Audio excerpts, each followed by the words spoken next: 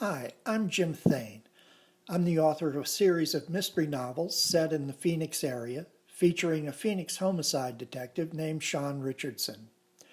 I'm also the writer-in-residence this spring at the Apache Junction Public Library, and this is the first in a series of podcasts discussing mystery novels set in Arizona.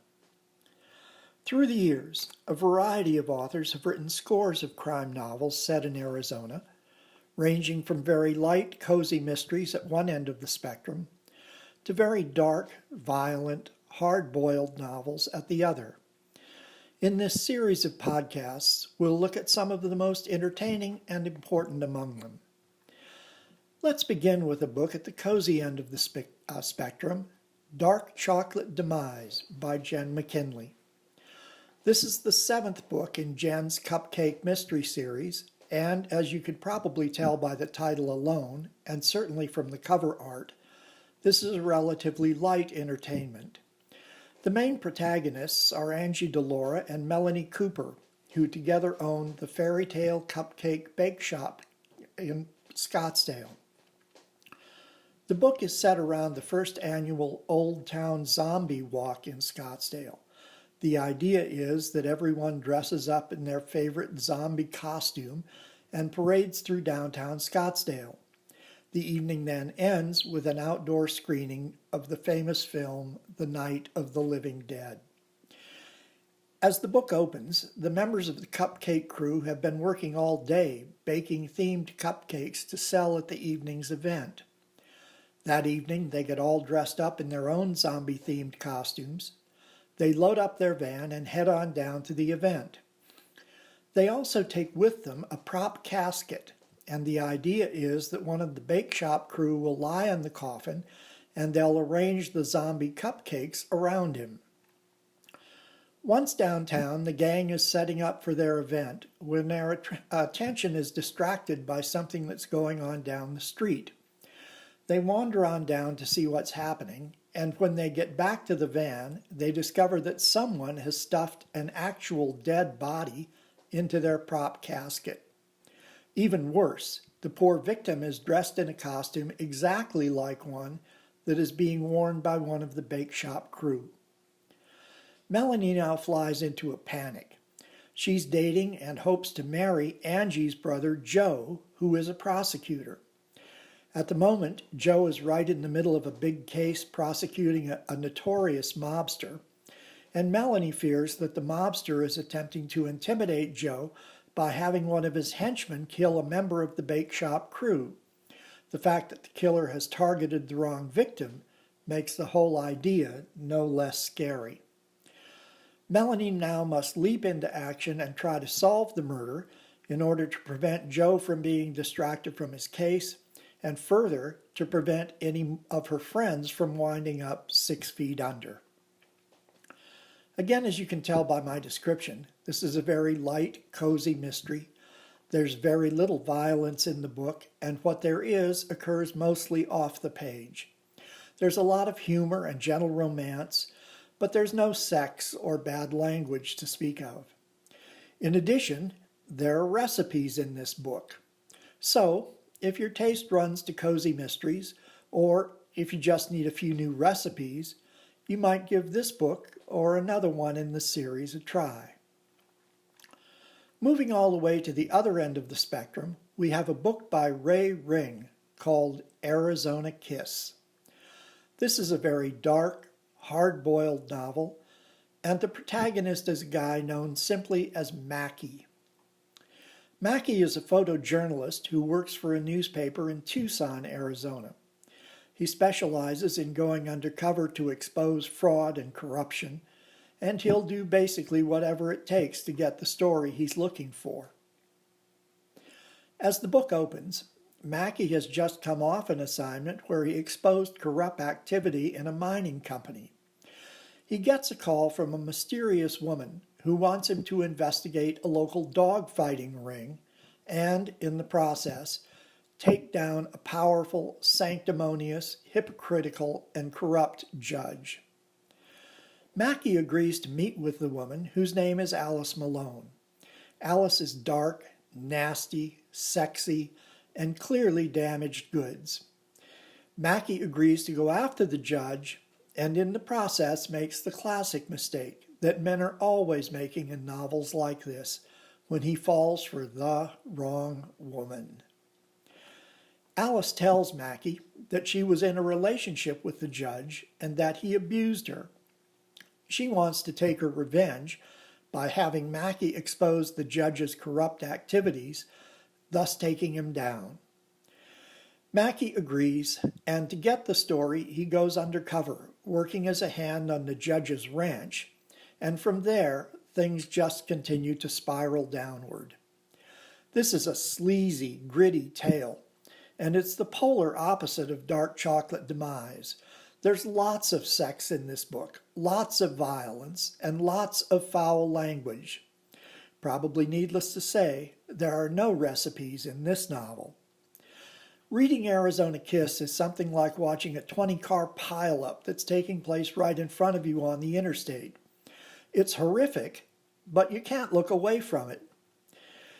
Ring's writing is raw and visceral, and his descriptions of Arizona will certainly not have endeared him to the State Tourism Board. The plot moves at a brisk pace, descending as it must into an inevitable sort of hell, and the book should appeal to any reader who likes hard-boiled crime novels. Arizona Kiss was published in 1991, and so it may be a bit hard to find at this point, but the search is well worth it. Moving to the middle of the spectrum, we have Deadly Stakes by J.A. Jance. Jance is no doubt the most prolific of Arizona crime writers, and she has 4 major series, one featuring Joanna Brady, a sheriff in Cochise County, another featuring J.P. Beaumont, a former homicide detective in Seattle, a third featuring a group called the Walker Family, and finally she has a 4th series featuring Allie Reynolds, a former reporter for a newspaper in Sedona. Deadly Stakes is the 8th book in the Allie Reynolds series, and as it opens, Allie is working as a media consultant for the Yavapai County Sheriff's Office when a woman is found murdered in a remote area near Camp Verde. The victim is a nasty, money-hungry divorcee named Gemma Ralston, who has recently taken her husband, a doctor, to the cleaners so badly in a divorce settlement that the poor guy has had to move back home with his mom. The immediate suspects in the killing are the doctor's ex-girlfriend, or the woman's ex-husband, and his new girlfriend. There's some physical evidence connecting the two to the crime, and the evidence is strong, but not conclusive. The sheriff's deputies have arrested the two and are holding them separately, trying to convince each of them to testify against the other. A friend of the woman who has been accused believes that she could not possibly be guilty, and so appeals to Allie Reynolds to use her investigative skills to dig into the matter and find the real killer. Allie agrees to do so, even though this puts her at odds with the sheriff's department. The sheriff's detectives believe that they have the killers in hand, and they don't want some civilian mucking around in their case and messing things up.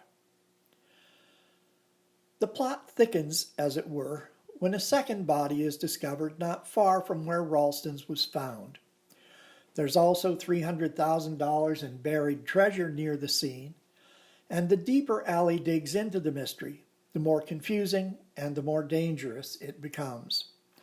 The story is well written, it features an interesting mix of characters, and builds to a great climax that depends very heavily on a friend of Allie's who has great computer skills. As I said, Deadly Stakes falls right into the middle of the spectrum.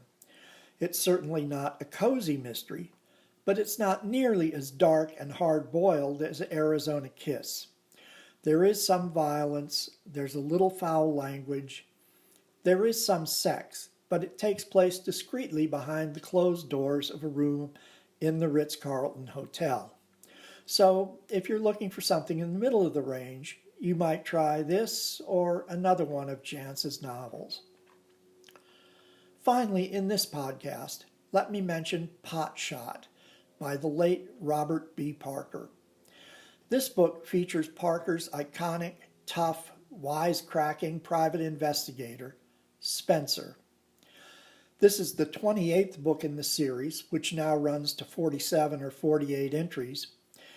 In most of the books in the series, Spencer works in and around Boston, but Parker occasionally sends Spencer out of town, and in this case, he sends him to the fictional town of Potshot, Arizona, which Parker said about 65 miles or so south of Phoenix.